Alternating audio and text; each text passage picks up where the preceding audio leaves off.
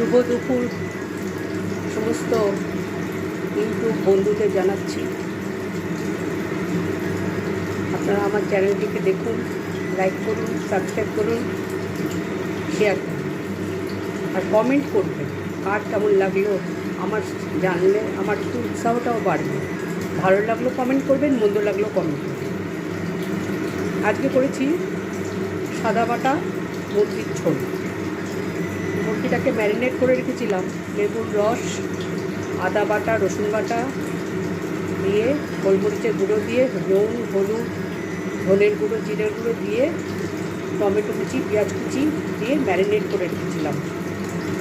তারপর তেলের মধ্যে ম্যারিনেট করে প্রায় 1 ঘন্টা রেখে দিয়েছিলাম আমি। তেলের মধ্যে জিরে, তেজপাতা আর এলাচ, দারচিনি, লবঙ্গ ফোড়ন দিয়েছি।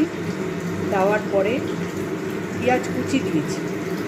পেঁয়াজ প্রায় 4টে পেঁয়াজ কুচি করে একদম ওটাকে ভেজেছি। ভাজার পরে আলু দিয়ে দিয়েছি। আলুগুলোকে একটু ভাজা ভাজা হয়েছে, চিকেনটি দিয়ে দিয়েছি। চিকেনটা দিয়ে ভালো করে কষিয়েছি। কষাতে কষাতে যখন তেল ছেড়ে বেরিয়ে এসছে তখন জল দিয়েছি, গরম জল দিয়েছি। আমি সবসময় গরম জল দিই।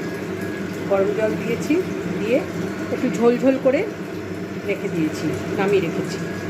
তোমাদের কেমন লাগলো জানাবে আর কমেন্ট করবে, আমার তাহলে উৎসাহ বাড়বে।